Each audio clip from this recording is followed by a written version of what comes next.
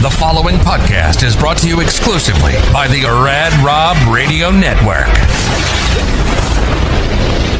On this edition of Straight Up 5 with Todd McGill, we welcome the winner of the 2026 Surfside New York Classic, Austin Grammer, to the show.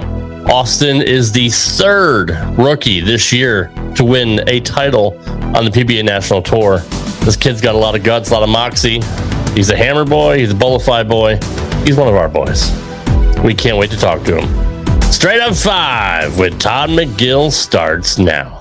This is PBA champion Kyle Troop. Hey y'all, Jacob Ledrup here. Hey guys, Chuck Ritchie here, formerly of Bowl TV. Hey guys, this is Ryan Schaefer of track staff at Valley Bowling Center in Waverly, New York. And you're listening to Straight Up 5. Yo, the boys from Straight Up 5. Todd McGill is one of the nicest people I've ever met. But he doesn't have the best hair in the world. I do. Sorry, bud, but you know the deal. Pick it out. Fear the fro, baby.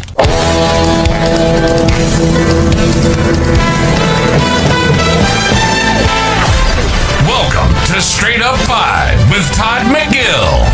A hard-hitting, cutting-edge look into the world of bowling.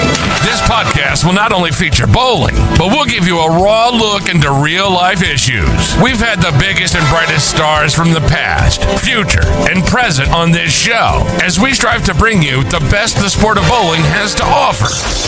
So without further delay, let's introduce you to the host of your show, Rad Rob Francois, and your featured host, Todd McGill.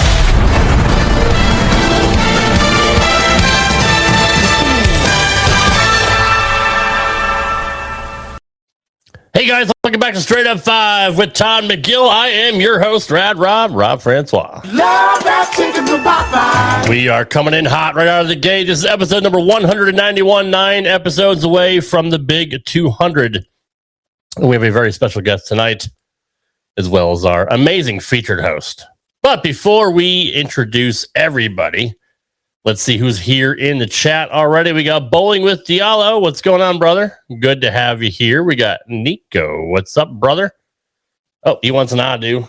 I do. I love Kyle. The Roth Holman doubles are underway. And, of course, Jesper and Kyle are one of the front runners to win, as well as EJ Tackett and Marshall Kent.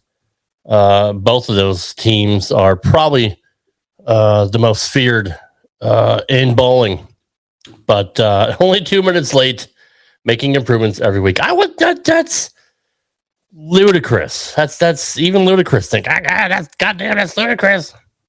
That's an old joke. Nobody gets that, but my wife does. Sorry, it's an inside joke. Jamie, welcome. Good to have you here. Before we bring in our featured host, let's pay homage to our troops overseas and everybody serving all around the world with a singing of our national anthem.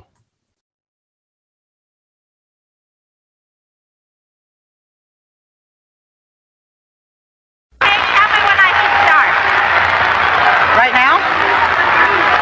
Oh, say, can you see by the dawn's early light what so proudly we have at the twilight's last gleaming, whose broad stripes and bright stars through the perilous fight are the ramparts we watch, where so gallantly streaming out of the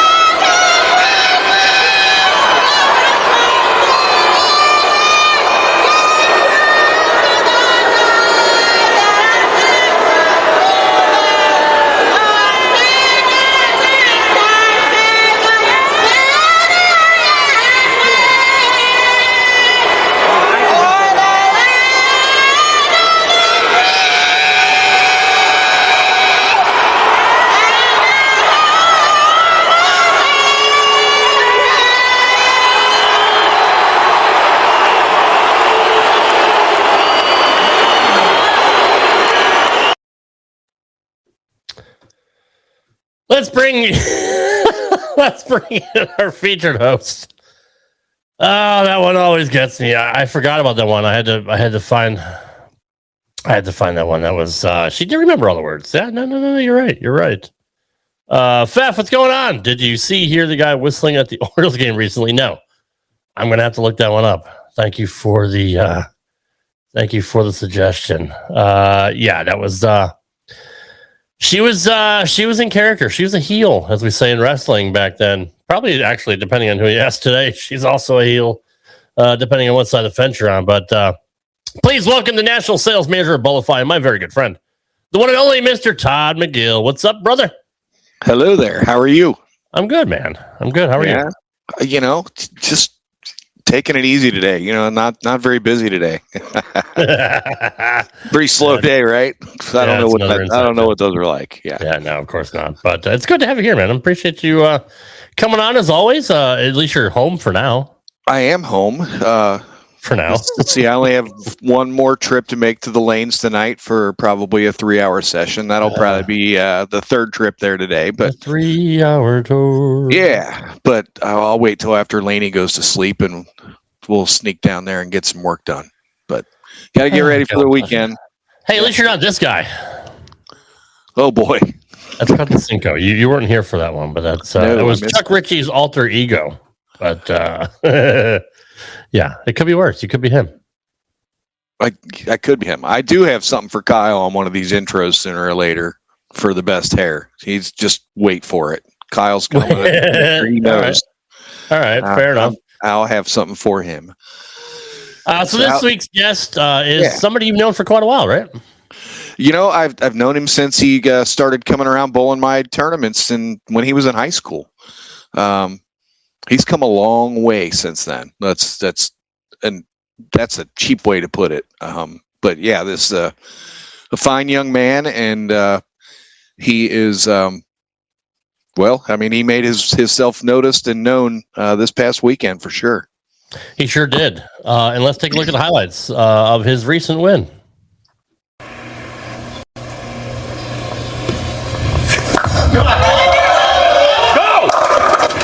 Oh, he leaves the 10 pin.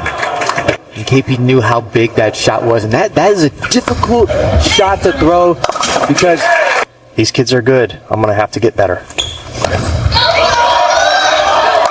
He strikes again in the ninth. Who is going to win his first PBA Tour title?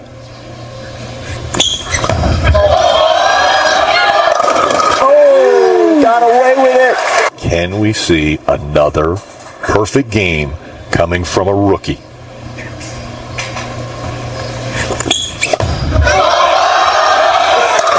Big strike there. He's one away.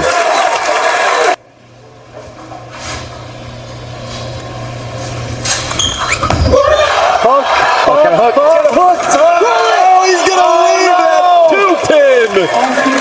A 299 for Austin Grammer. Ladies and gentlemen, please welcome our very special guest tonight, Austin Grammer. Austin, thanks for being here, brother. Yeah, no problem. Thanks for having me. So, unfortunately, Brandon Bonta is one pin better than you this year. You couldn't get it. You pured the second shot at 10th. What happened with the last one? I think I just got a little fast, and I was talking to Grom a little bit about it, and he thinks my spine tilt actually got a little out of sync. So, well, that would do it. So your 11th ball was probably one of the best of the game for sure. Absolutely, yeah. It was pretty good. Pretty good, yeah. Pretty good, yeah. So you're the third rookie to win a title this year, which is amazing. It's obviously a historic feat. It's never been done in the history of the PBA. And I haven't had the chance to speak to the other two. But going into the TV event, where was your head at? Were you nervous? Were you anxious? Were you just wanted to get out there and bowl? Where was your head at before you got started? So eating breakfast, I was really nervous. It was kind of almost a little hard to keep it down for a second. And then once I walked into the bowling alley, I felt pretty good. And then I was just ready to bowl. I was like, the show actually felt like it took a minute before it got to me because I was just really ready to go out there and like bowl. Todd, any questions for Austin? Yeah, I mean, can you put yourself in that situation at any point in time in your bowling career up to now? I mean, coming in, being on I mean, it's a TV show, but have you felt any kind of pressure like that before, as you were walking into that game? Have you had to deal with that feeling before? I want to say no. Yeah. The ISCs, I had to wait a second because that was the second match for my show. But I was more nervous for that one, but I wouldn't say there was as much pressure, I felt like. Because there wasn't really any like monetary value involved. Sure. So we were kind of just bowling for a trophy, which is still cool and everything, but it wasn't as much pressure, I felt like. Makes good sense. I want to go backwards a little bit at some point, but I definitely want to ask you, how are the guys on tour? How are they treating yourself and some of the other rookies? Have they welcomed you? Are they helpful? Or do they say, this is my game, just stay off my turf? Has everybody been good to you? Well, I'm really shy, so I haven't really talked to many people. But the people that I've crossed with have actually been, the people that I've crossed with have actually been pretty nice. Good. And so that's been good. Yeah, you're shy, and I think I might have mentioned this to Rob, and you're a quiet guy, and ever since I've met you, way back from when you were in high school, coming down to bowl the sweepers at Coleraine Bowl. That's where I first met you. And, you were very quiet. And I think I even told Rob, but I've said this to several people, you were pretty good back then, but there was something lacking in your game. And it's like, I couldn't really tell, but I knew you had it in you. And then you went to Weber for the first year and came back and bowled a sweeper coming back from school, and it was like a completely different person throwing a bowling ball. And it's like all of a sudden something must have clicked for you in that first year of college, because you instantly had that it factor, where when the ball hit the pins, it makes a different sound, and your ball roll is just much cleaner. And so I don't know, kudos to your coaches, kudos to yourself for soaking in what they were trying to teach you, or did something click for you when you started going to college, or was it something they taught you? Was it something you just picked up on and thought it's time to go? What made that start happening for you? Yeah. So the main problem in my game when I went to college was my physical game. The ball used to be really far away from my ankle, about 15 boards actually, and what you want is about 5. So I was about 10 boards off. And so it really limited me onto what I could do on the lanes. Because even if I was sliding like 39, the farthest left I could lay it down was 24. And so they have a tool called the mirror. Yeah. And you do drills really slow in the mirror and watch yourself, and you make sure that you're doing it right.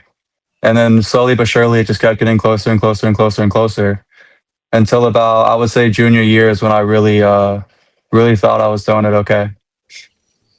Well, you're throwing it okay, that's for sure. Yeah, no kidding. Did Dell do the trash can drill with you? He did not. He did. I was mainly in the mirror for most practices. In the mirror. Dell's a great guy, amazing coach, good friend of mine. And Brandon Bone is. Justin. Yeah, Jesus Christ. I'll be fine. I promise you. It's.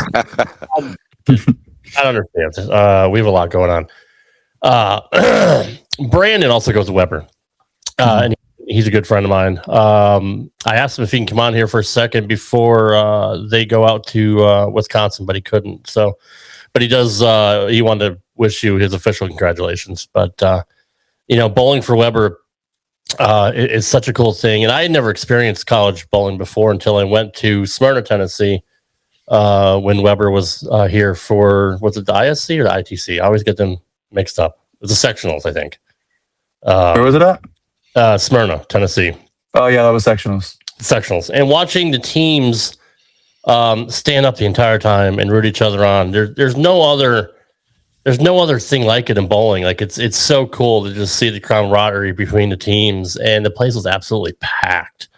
And I've never seen so many people there at those lanes in my life. And if you guys haven't experienced college bowling live, it's really awesome. What was it like being a part of that team atmosphere? Oh, I loved it. Honestly, I enjoyed that more than I do tour, honestly. Just being around so many good people and so many of my friends, and being able to travel with them and be able to bowl with them and compete with them. And when you win, it's an extra feeling, because you almost want to win for more other people than you want to do for yourself. And so I enjoyed it way more than I have tour so far, honestly.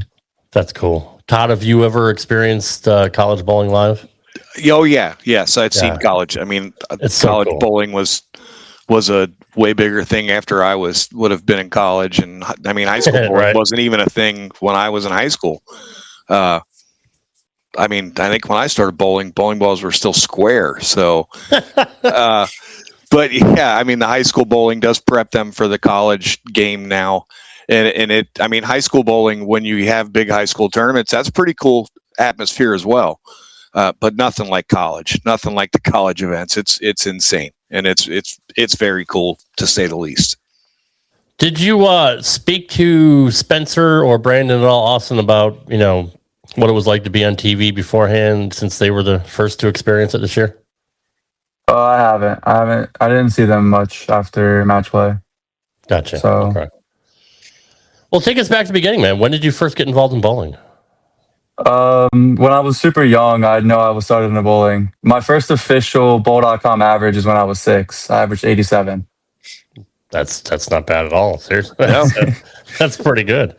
So I guess you got in junior leagues first. Did you bowl in like city tournaments or anything like that as a kid? Yeah. So I bowled Saturday mornings when I was younger, and then I think the first official. I mean, I used to bowl like the Pepsi Challenge a little bit. I don't think I ever did too good in that, but I at least competed in it. And then high school bowling, obviously, and then JTBA. I also used to bowl a lot. That's a good prep for any young bowler getting to bowl in JTBA, bowling on some tougher patterns and feeling that match play and the scratch competition is great for the youngsters for sure. Austin, where did you bowl youth leagues at? Community lanes in Georgetown. In Georgetown, okay. Let's see. Man, I feel like a heel now. What's my man's name out there at Community Lanes? Buck Maloney. Buck, yes. I don't like it. Sorry, Buck, if you're watching. That's what happens when you get old, man. It's all. That's right. What was your name again, sir? But yeah, Community is a good place. I didn't know if it was there or if you bowled in Aberdeen. And then when you bowled in high school, you were in Hillsborough, or is that correct, or no? Well, I went to school in Wester Brown, and our home center was Community Lanes. Okay. All right. Cool. All right. Very cool. And the coach out there, we did some. I think I probably did your high school jerseys. Because I know I did a bunch of jerseys for high schools in this area for sure. It's pretty amazing how. And it's probably happened the last few years, but the brands of Brunswick have really stepped up their products, and we have a lot of. I say we. I'm not part of the staff. I feel like I'm part of the staff because I bowled. I've used Brunswick my whole life, but Brunswick has really done well the last few years with all these new winners. Bug was one of the guys that kicked it off. Eric Jones. There's one other I'm trying to think of last year. I can't remember his name, but. Now we got Boog winning again. We got Austin winning. It's amazing to see, and Bullify guys too. They're all, which is a pretty cool connection as well.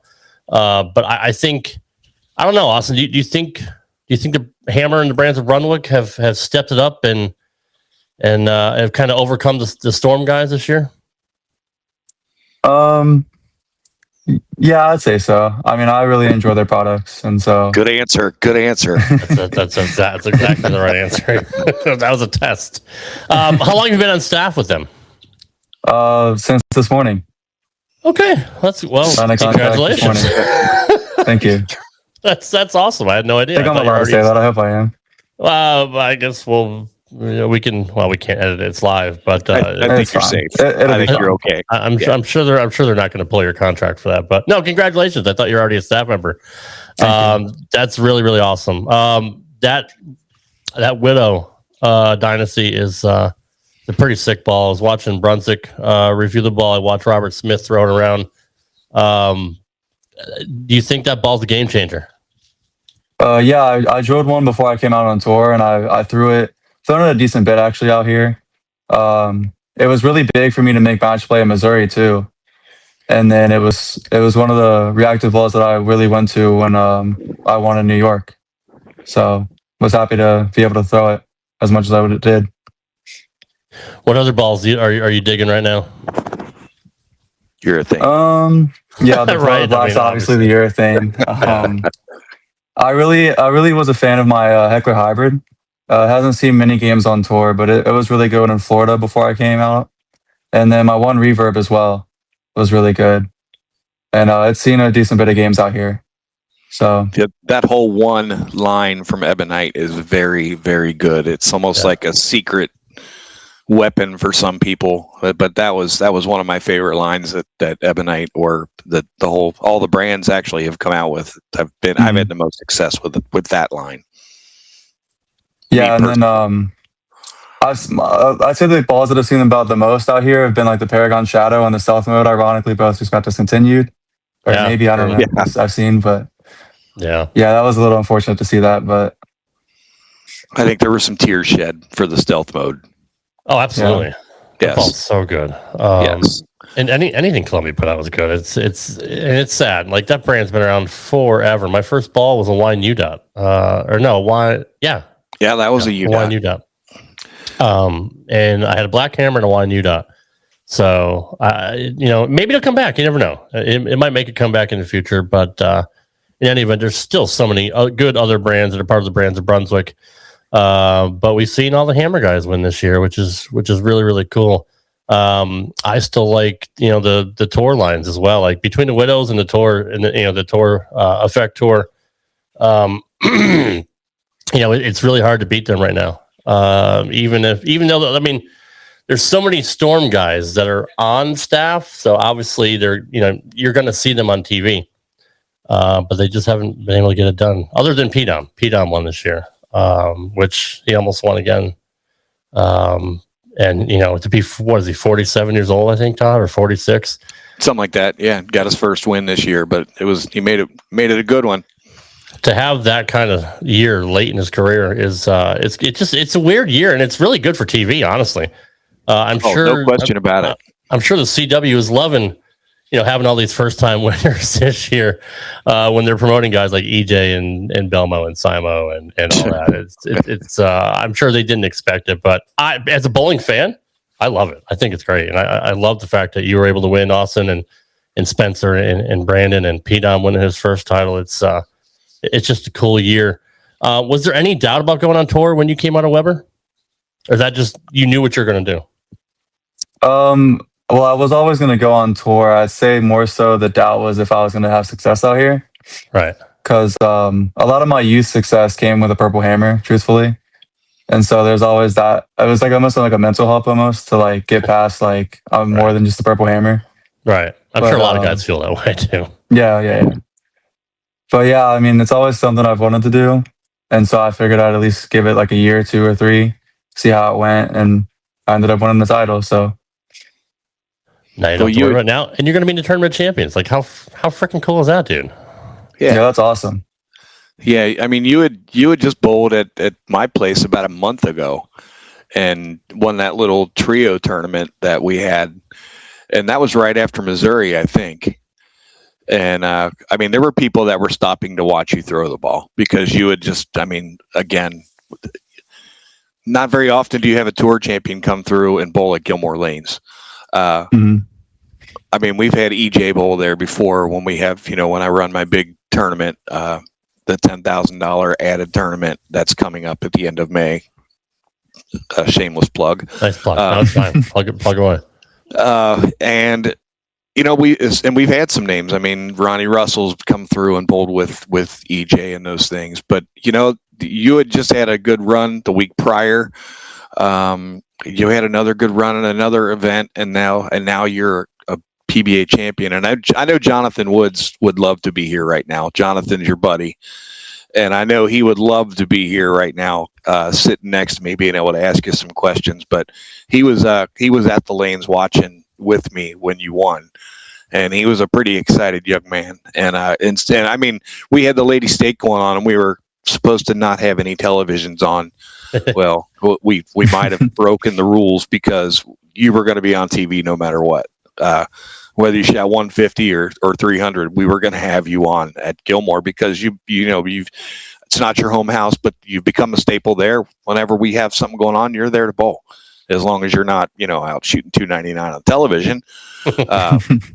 But you're welcome to walk in the doors there, and everybody knows who you are not because you won a tour event, but they know you because you're in there a lot, and you're a good patron and you follow our tournaments. So it is very, very cool to watch people that I've seen grow up, not just go out and be able to compete on tour, and watch them bowl in my little sweepers that I used to run. That I would put super hard patterns out, and to be able to see you guys go out and be able to compete out on tour and then actually, get a win like that. It kind of gives me chills. Not that I had anything to do with it. I wasn't throwing the ball, but to me, it's I don't know. It gave me chills watching you throw the ball on television. So it was very neat. Thank you. Did it feel like one of your kids won? Like, I mean, kinda, right? That's kind of how I figured it was too. Like, it's just a proud dad watching one of his students bowl. Kind of does. And I mean, he would come in, and like he said, he was shy. He didn't talk to a whole lot of people. And for the longest time, it's almost like I had to force a hello out of him, like he was afraid of me or something. I'm not a very scary guy. I'm not very imposing either. I mean, he stands about a foot taller than I do, just about. So he's a big kid, yeah. But yeah, I mean, I think that's a fair way to put it. Whenever you see one of the young guys that you've watched since they were in high school or kind of grow up around you or whatever, I guess that's a fair way to put it. It felt like one of your kids out there, showing it off, and it was pretty neat. So when you started the week, Austin, did you have the look right away? I mean, how did you feel throughout qualifying and match play? Yeah. So like I said, I threw a purple hammer a ton when I was in youth from a lot of my success, and I found a similar shape with the black that I really like to see, and so I thought I would be in store for a good week. Obviously, you don't know if you're going to win or anything, but the first squad of qualifying, I threw away a lot of pins. Actually, I couldn't make a 10 pin actually. Oh wow! I started the tournament off 4 for 8 on 10 pins. Oh boy! Ouch! And so I was kind of upset with my first squad, and I was still in I think I was in the teens, and I was upset with it. And so I was like, I'm going to come out the second day and have a good block. And then I had a really good block up to 7th. And then that was when I was like, okay, I just scored really well. I think I can make the show if I just bowl good at match play. And then, advances round. The urethane actually wasn't there in the advances round. I ended up being 20 over for 3 with urethane before I grabbed the Black Widow Dynasty and shot 805, the back 3. So, yeah, I mean, once I saw that I had that with the Dynasty, I was like, no matter what we have with the urethane and the reactive, I feel like I have a chance. And then, yeah. Didn't you throw the front 9 in Game 7 of your final match to get through that match? Is that correct? Did I hear that story right? Yes, against Shota. In the round of 8, I had the front 9 Game 7. I had 2 Brooklyns in there. We don't need to talk about that, but you know what? We're not grading them. I mean, we're not going to grade them. I'm wearing the Boog's hat. Boog's known for winning with Brooklyns. So I mean, hey, whatever gets 10 pins down, nobody cares. That's right. But still, I'd heard that story that you threw the front 9 in Game 7. That's awesome. To make the show, and then end up being the number 1 seed. And then you just get on the show and like, front 9, that's it? Well, I'm going to throw the front Right. 11. How about this? Yeah. Hold my beer. I was hoping for the front 12. We were too, buddy. So what was with the 2 different lanes that you had to throw 2 different balls on? I don't know if you guys know how much the TV show works, but you get 30 minutes on the pair before noon, or for us it was for noon since the show started at 1.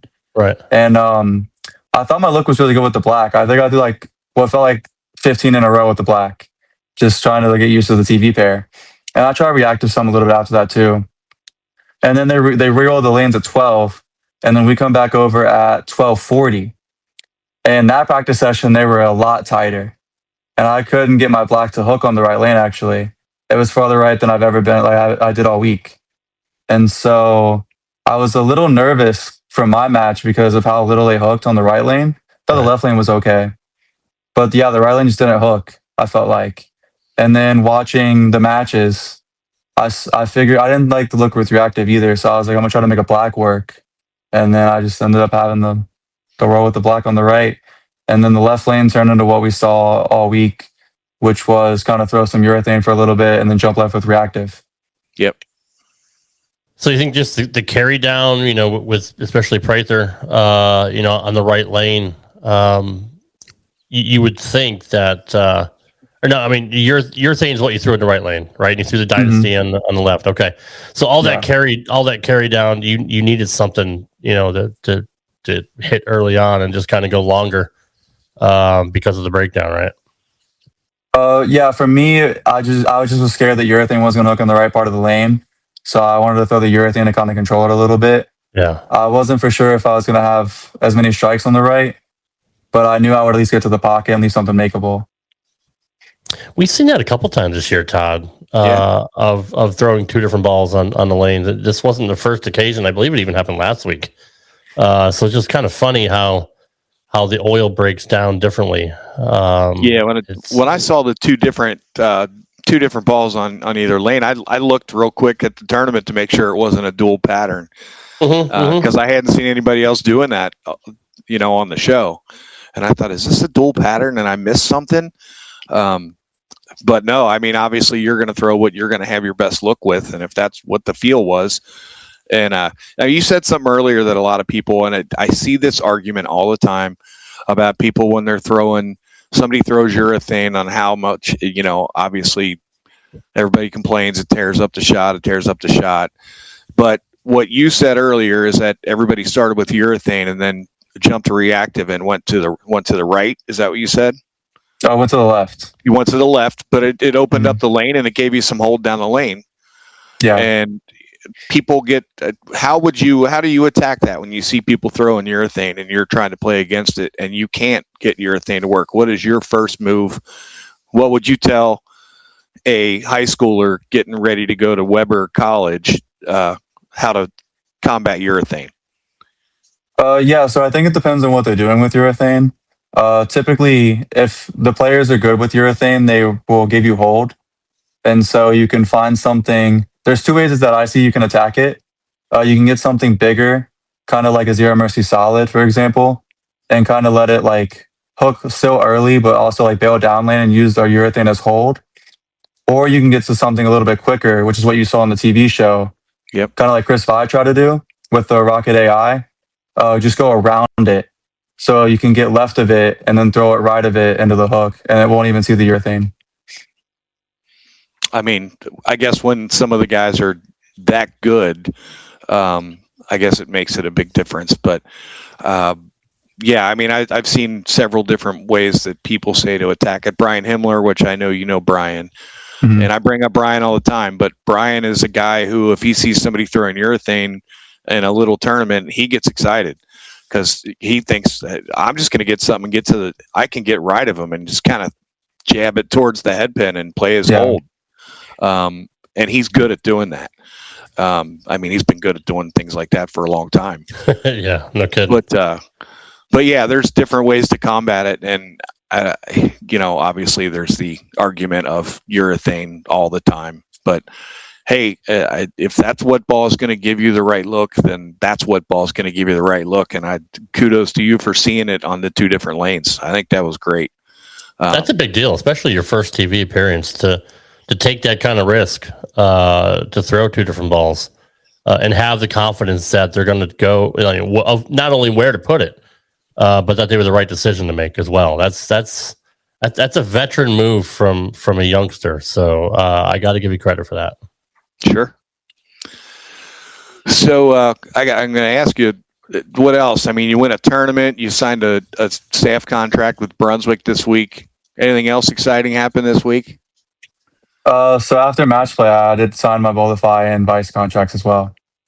Vice was the same time? Very cool. Yeah. You went from an empty shirt to having all kinds of goodies on it. No kidding, right? Yeah, I just ordered jerseys actually a little bit ago. Good man. World Series of Bowling. Yeah, I had messaged him. I don't know, was that Friday night when I messaged you? And then I guess Kevin got a hold of Steve the next day. Yeah. And then all of a sudden, Steve said, "Hey, this contract's going to be coming through for Austin." It's like, well, that's funny. I already talked to him yesterday. I guess there's more people thinking the same way. So, Yeah. Quite honestly, I kicked myself a little bit for not getting to you sooner. Had I known you were a free agent, I would have talked to you a long time ago and had you on our team a while ago. But we're glad to have you now. That's for sure. That's a whirlwind weekend, man. Like, are you still trying to process it all, or is it just surreal? Like, what was the whole weekend like for you? Yeah, I mean, having Tyler there was kind of big. It was just someone I to talk to and I knew and as a friend. And so we hung out for a little bit Saturday. My parents flew in Saturday and we went out to dinner, went to B-Dubs to watch the fight, actually. Nice. The UFC fight. And then, yeah, I mean, we got breakfast, got to the 1 hour a little early. Had Tyler fix one of my balls because he works in a pro shop. And then, yeah, filmed the TV show. And then had a 8.5 hour drive back home. It's a long drive. But I'm sure knowing that you won a title, I'm sure it made that drive a lot easier. Yeah, it did for sure. Yeah, what he's not telling you, it's a 13-hour drive that he made in 8.5. That's what he means. Has it really? I mean, is it still sunk in that you're a PBA champion? Yeah, it's sunk in a little bit. Has your phone stopped going off yet? Yes, finally. There's still I still get a couple messages here and there about like congrats, but it wasn't as crazy as it was Sunday, Monday. I bet. I can't imagine. And rightfully so. I mean, that's the way it should be. I couldn't even imagine the feeling that you had that day, and for a couple days after, I couldn't even imagine it. It had to be so cool, and I'm sure your coaches are crazy proud of you, and the Weber family very proud of you, and the folks at Community Lanes. I'm sure that I would imagine they could throw you a big party up there if you decided to go in there one night. It'd be Austin Grammar Day. Community like that. That sounds like something Buck might do. Yeah, right. That would be something that Buck would do at Community Lanes. It should be Austin Grammar Day on the date that you won. They should have a party next year just in your honor. Are you from Hamersville? Is that correct? Yeah. So I lived in Georgetown for like 7-8 years, and then we moved to Hamersville, and I've been here ever since. And Hamersville is about 45 minutes outside of Cincinnati, Rob, and Georgetown's about an hour outside of Cincinnati. So we moved closer, but it's all rural country out there. I mean, yep. There probably wasn't much else for you to do besides go to Community Lanes and bowl out there, was there? No, there's like 300 people in this town, and we don't even have a stoplight. So not much. Do you want to work on a farm or do you want to bowl? I think I'll bowl. It's time to bowl. Yeah.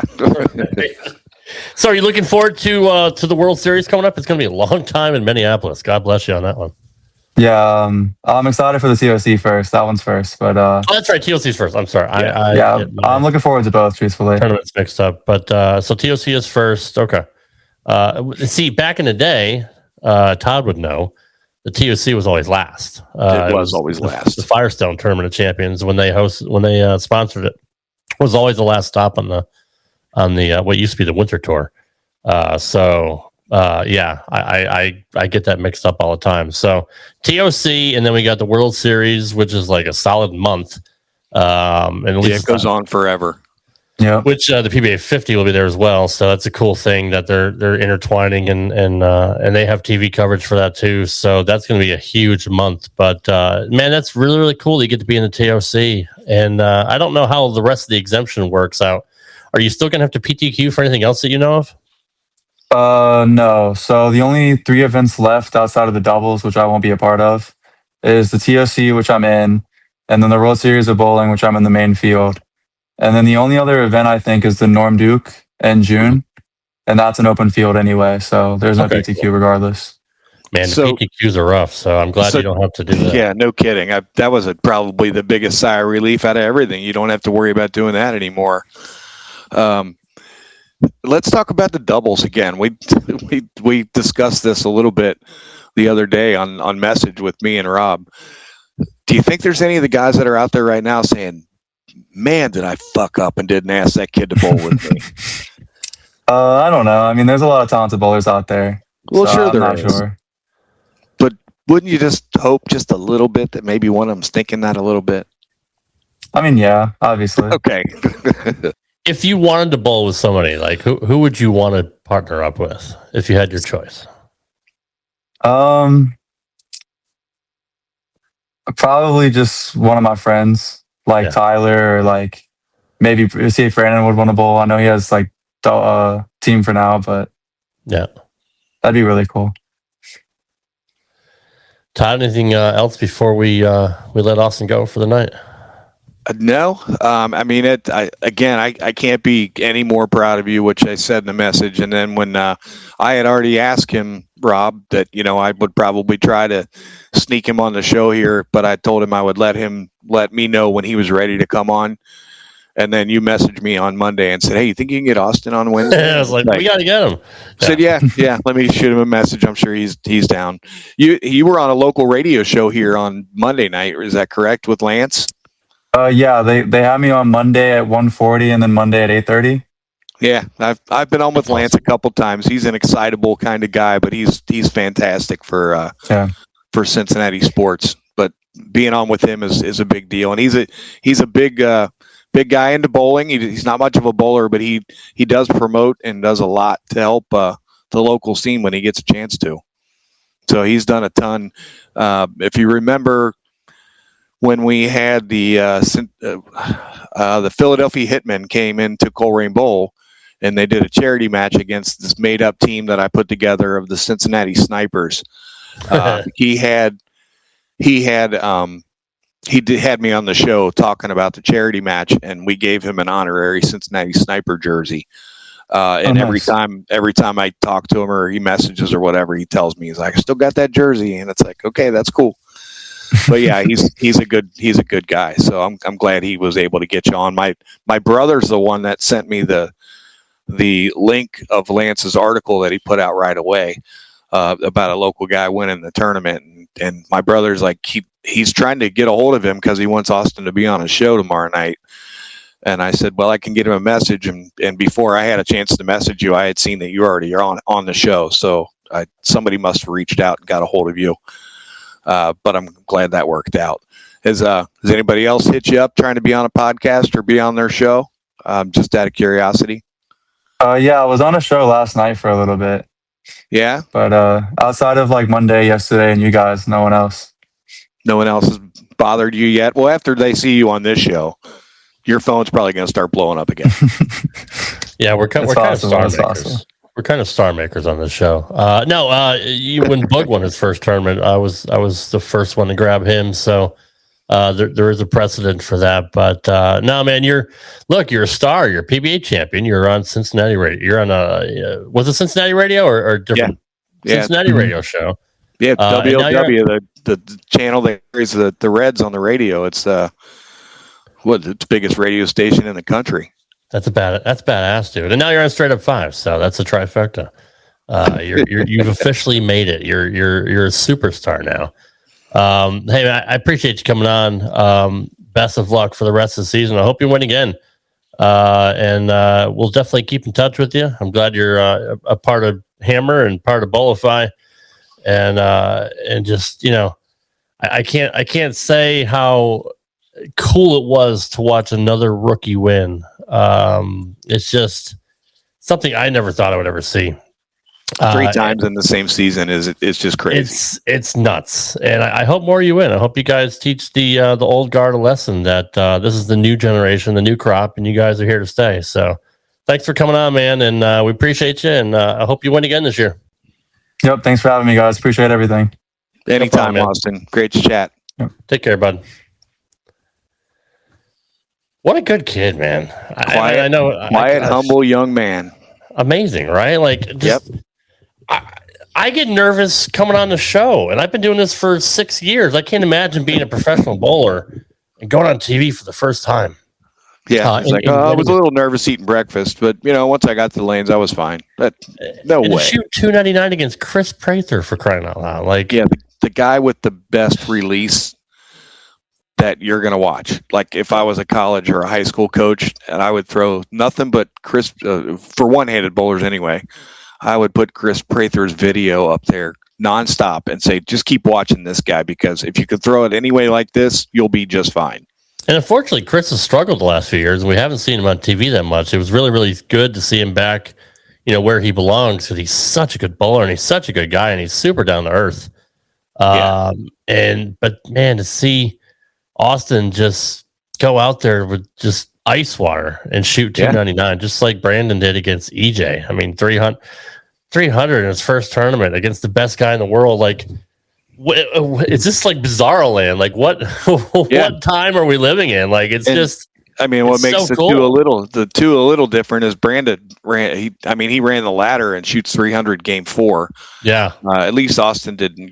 By that point, maybe the nerves were gone for him. But Austin, right, game 1, here it is. You're in the first. You're only bowling one game. You're going to win or lose. That's it. And it's hard to win as a top seed, because usually, you're out there. Like, he hadn't practiced in a couple hours by the time they got to him. The lanes are obviously different by the time he sees them, and I'm sure he gets like probably 5 minutes in between matches or whatever to practice. But man, it's like to go out there under the lights, change surface, do whatever. Got to make ball reaction. Nuts. It is nuts. It's unheard of. No other way to put it. Yeah, it's just amazing. So I posted something in our group today. The PBA is promoting EJ Tackett as the points leader. And I did not know in the rules that if you don't win a PBA title in a season, points don't mean shit. EJ could lead all year long and not win a title. And he doesn't become the player of the year for the 15th year in a row. So what the hell is the point, Todd? There is none. I mean, I thought NASCAR had the dumbest point system, over the years. But I was just going to say it's pointless. It is pointless. But that's all I got. Good job on that one.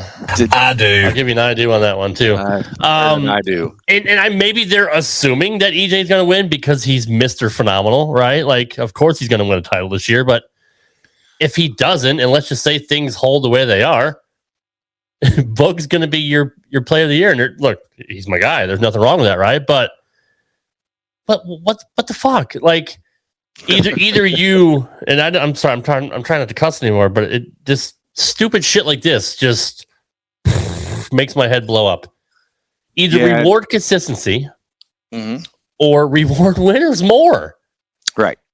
Like whoever's on top should majors should count for more. So P-Dom and Boog should have more points than EJ because of they've won majors. Because of wins and majors, exactly. Or you promote consistency. It's got to be one or the other. You can't have both. Like he could again lead the whole year, not win a title and not win player of the year. And people are gonna be like, that's fucking bullshit. He was Mr. Consistency. He cashed every week. He's on TV almost every week. Like, and you're not going to give him the player of the year just because he didn't win for whatever reason. Could have been a bad day. Could have been a bad ball. Could have been bad lanes. You never know what's going to happen. 300 against you. Right. Right. And you're not player of the year because week in and week out, you're bowling better than anybody else. It's stupid. And I know the PBA watches this show. I know Tom Clark watches this show. Hi, Tom. I respect everybody. But I've never, and even the bowlers have never understood their own point system. It's mind blowing at this day and age. And you're going to have a rule like that is saying if you don't win a title, you can't get player of the year. Like, make it make sense. Yeah. And everybody's going to still be able to walk around and they're going to know until EJ is done being the best player in the world, he's going to be the best player in the world, whether he has all the points and wins a title in that same year or not. He's still going to be that guy. That's not going to change. Anytime in the next several years, can see. There we go. It happened to Pete Weber in '87 when he won 4 titles, and Marshall won nothing and got the Player of the Year. Marshall won nothing. That's exactly right, Nico. That's the same thing I said. Marshall won with no titles. So obviously there was changes over the years, which is fine. I mean, the sport evolves, and different regimes are going to have different rules. But under the current regime, it doesn't make any sense that the leading Player of the Year, the reigning 3-time Player of the Year, hasn't won a title, but he's leading in points. So I want there to be some changes, I guess. Like I said, like reward winning more than just cashing or making TV shows. Because it needs to be weighted a little differently. There's going to be huge uproar. You know it because EJ fans are already pissed when Boog beat him because EJ didn't have to bowl twice. Like who cares, right? Like there are people sitting behind their keyboards with what they want to say when this happens already typed out, just waiting to hit send. They're waiting to hit send. Yeah, that's exactly right. And we can't wait to be able to find those imbecile hunting. I love that. # imbecile hunting, which leads us to our final segment, which is the imbecile of the week. Great segue, Todd. Good job. My pleasure. It's time for everybody's favorite segment. If you guys don't know how to use a seatbelt, just ring your call button and Tommy will come back there and hit you on the head with a tack hammer. You know, Lloyd, just when I think you couldn't possibly be any dumber.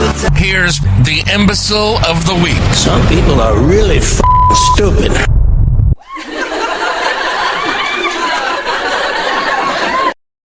I love that Carlin quote. Some people really are fucking stupid because holy cow. If you just hang out in the Facebook groups and the Facebook pages, and especially like the bowling pages. You can lose some points of brain cells by reading too much of it. You have to put your phone down after a while. There's only one competitor this week because he truly deserves it. And I'm part of this group as well. Bowling is a sport. The Bowling Science Lab is always a gift that keeps giving too. There's just so many wonderful competitors in that group. But coming from Bowling is a Sport on Facebook, Robert David had posted, congrats, Kyle Sherman. Bowling great and losing to a cheating two-hander is nothing to hang your head on. Great bowling. We all know how it would have worked out traditionally. And I'm glad you tagged me in that. I couldn't let that one go. Explain to me in the rules, Todd, because I know you're such a fan, a stickler for the rules. What about two-handed bowling is illegal? I've gone through and I've checked every book that I could find, and I've gone through every forum that I could find, and I can't find one, Rob. I can't find one. So I think it's okay. I think it's allowed. All right. Apparently this guy isn't great with punctuation either. And look, Kyle Sherman's a great bowler. He beat my boy Nate Garcia 4-0 during match play, and you got to give him props for that. He's obviously doing a great job as color commentator for the CW. Did Nate bowl two-handed against him, or was it another? No, Nate bowled one-handed, and if he bowled two-handed, maybe he would have won. If Nate bowled two-handed, he probably would have won. Yeah, dang on it, Nate. But no, you can't take it away from Kyle. He's a fantastic bowler. I hope him and Brad Miller do well in the doubles this week. But to kind of, I don't want to say give him an out. He bowled good. He didn't bowl good enough to win. But to say that the other person he bowled against cheated because they were two-handed in this day and age, I sound like an old man. Back in my day, there wasn't any goddamn two-handed bowlers or some bitches. All we had was LT-48s and yellow dots. I wasn't Southern back then either, so I don't know where that came from. Yeah, but, people like this are why the bowling community just gets a bad rap. And I made this analogy to the wrestling community too. The internet wrestling community is some of the most toxic people on social media, and it's not all of them. It's such a very small percentage of people that are this toxic, but this is why we can't have nice things. It's because people like this want to ruin everything. It only takes one. You know, it only takes one, and there's probably about 20 or 30, but still, you see it all the time. If you just watch, and it's not just bowling; it's obviously life in general, right? Like ever since the advent of social media, people have just been inclined to say whatever they want without any ramifications because they're never going to see any of these people face to face in public. And it's just kind of it's the keyboard warrior mentality. Yeah, and it's sad to see because bowling is such a niche sport, and we obviously do what we can to make the sport grow, just like having guys like Philly and Joey on last week from Custom Thumbs, and trying to promote the sport and make it better. And you got fucksticks like this that just want to go out there and just like pull us back to the frickin' urethane age. I can't say urethane age. Back to the rubber age. Back in the old days with the LT48. But it's Robert, you suck, and it's unfortunate we share the same first name. And I'm going to say this: anybody with a first and last name that are both first names, you're an asshole. I'm just going to add that little caveat to it.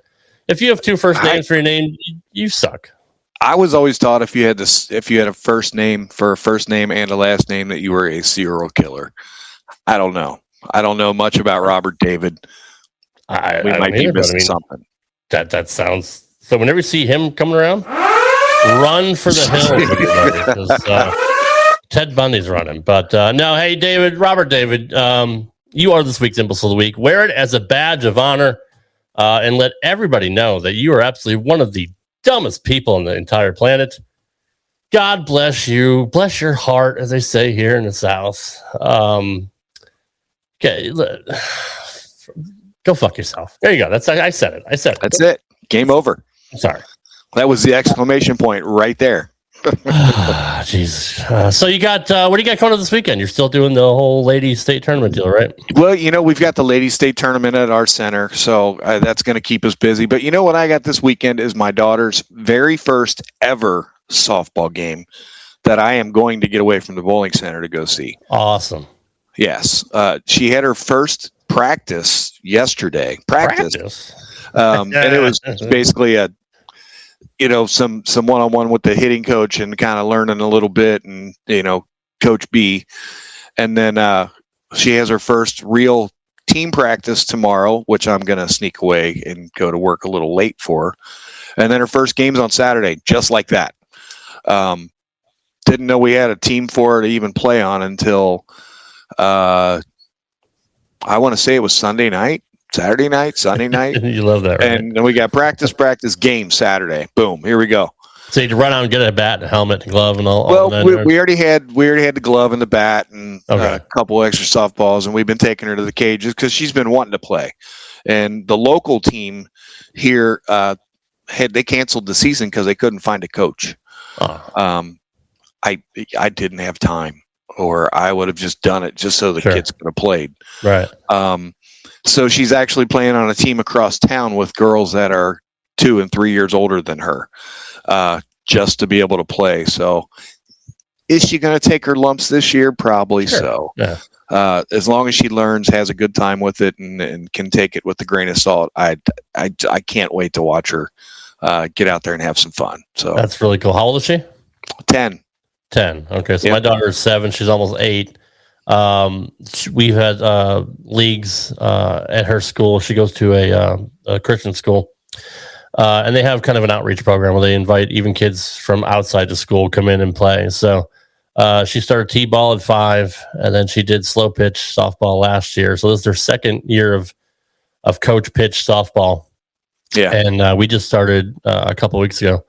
So yeah, it is that time of year, and it's really cool to see them get out there and have fun and learn the game. And even if they don't win, it is what it is. It'll be a good learning experience. And she plays with it's 7, 8, and 9 year olds. So she's playing against a couple 9-year-olds too that are really good, because we have a few families at the church that are really competitive. Have multiple children, and they all play sports. So well, there's a few ringers, in the league. Sure. There's going to be some of the girls that Laney's going to play against that are going to look like they drove to the game. Right. Kind of like the Little League World Series. Tell me that kid playing first base is 12, and he shaves more than I do. Right. But yeah, I'm looking forward to the weekend. We've got, like I said, the Lady State keeps us busy, and it's good for the center. It's good to see. You know what? I saw some ladies in there the first weekend of the tournament that I have not been able to see in years from around the state. So it actually was kind of nice, even though it was long 2 days, but it was very, very cool. So I'm kind of looking forward to this weekend, but especially sneaking away to watch a ball game. Well, that's awesome. Well, I hope she plays well, and I hope she doesn't get beat up too bad, and still has fun doing it, because it's tough, especially when you don't. Is this her first year playing, or she played before? It is her first year playing. That's even harder. So yeah, hopefully it doesn't shy her away from playing again next year. That's my hopes. We did go buy her cleats and a helmet, and should have maybe got her full body gear, but we'll wait till after week 1 before we buy her, full pads, to cover from head to toe. But it'll be fun, And I told her I would go out and help coach the bases and stuff. And she said that'll make me feel better if you're out there, Daddy. Aw. And that's really, hey, how can I say no to that? Of course, right? You absolutely cannot say no. You cannot. I don't want to end this on a somber note, but I did have one of our watchers reach out to me. His name's James Garrity.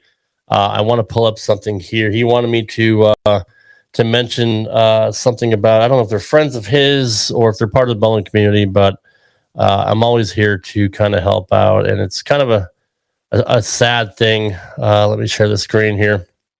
Unfortunately, this is Cora Fry, who is no longer with us. This is their GoFundMe page. Unfortunately, there, I believe it was a car accident. I wasn't able to do too much research, but unfortunately, she got hit by a car. Okay, I'm reading James' message. Goodness. Poor little 5-year-old Cora got hit by a car. Daughter of Tim Fry and Olivia Fry. And this kind of got national news as well. They're from Loudoun, New Hampshire, which I got a lot of family back in New Hampshire. But this is their GoFundMe page. I'm going to put it up here on the screen. If you guys want to support, obviously you don't have to. But we always kind of do these outreaches, especially when we had a friend of the show, James Campbell, reach out about one of his students or friends that had cancer. Ramsey, who obviously didn't make it either. So let me throw this up on the screen real quick here. If you want to donate to that, go to GoFundMe.com/F/supports -for-Cora-Fries-family for anybody listening on the audio version. Just search Cora Fry, Frye. And you'll find the GoFundMe. But very, very unfortunate. Our prayers go out to Tim and Olivia and the whole family.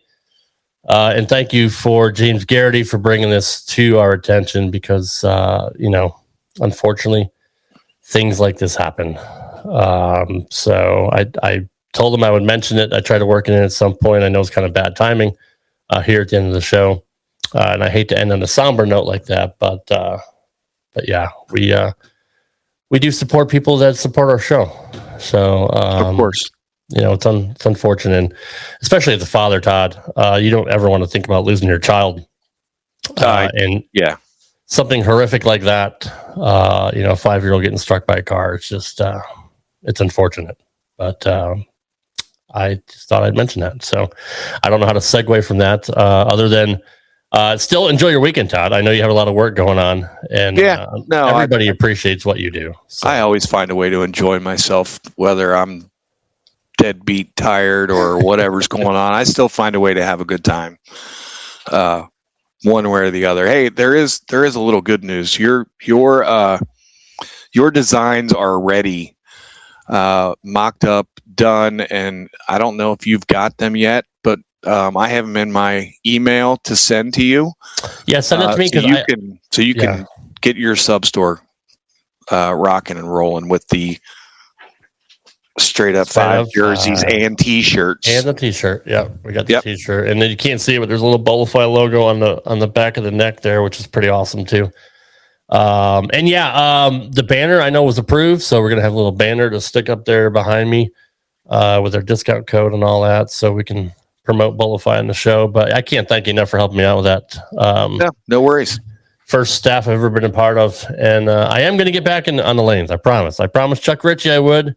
But now that I'm I don't know if I mentioned last week. I have a job after 8 months. Yeah, there you go. I'll be working as a CPAP technician. So 20 years of trucking gone. I'm out of it. I'm out of there. I'm kind of glad. You gonna miss that? Yeah.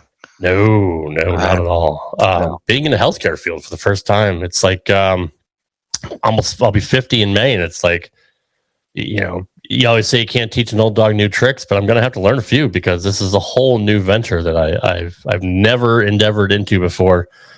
And we start on Monday. So I'm super excited. My wife's super excited. She finally gets me out of the house. It was a long 8-9 months, man. You gotta just take it on the chin. I applied to like 50 different jobs. I had multiple interviews, and they never tell you why they don't want to. And I'm like, I got 20 years experience in trucking. I've got 40 years combined of just about almost 40 years of customer service. I started working really young in some family shops and stuff like that. So, it is what it is. It wasn't God's purpose. He had a plan for me, and it just had to see it through. But I'm excited. So yeah, that's what I got going on. But I am going to try to get back on the lanes. I promised old Chuck, and I got to get that chamois out to you as well. And Chuck also, he messaged me after you were pimping your piece of Chuck Ritchie tape, and I said something on the show about, where do we find one of those? He messaged me and said he was going to send it to me, and apparently tape got stuck in the mail. I don't know. Got stuck. Tape got stuck. That's a good analogy. I'm gonna have to bust his balls on that one. We'll see where that is. But I do still have that chamois. I swear it's a real thing. I'm an asshole. I just haven't sent it to you yet, so you can send it to our winner, who's probably like, those guys really they stiffed me on the frickin' prize. But no, it's gonna get to you. I promise. I got to get that. I'll get it in the mail this weekend. When you get time. I have to make time because I literally don't. You know how it is. I don't. I know exactly how it is. I just have to remember to do it. But all right, guys. Enough filibustering. We appreciate all your support. Thanks again to Austin Grammer for coming on tonight. Winner of the Surfside 2026 New York Classic. Such a good kid. Thank you, Todd, for helping me get him on the show. Sure thing. And who knows what's happening next week. But enjoy the Roth Home and Doubles. And we'll be back here next week. Same time, same channel. We appreciate you guys. See you next week. Bye-bye.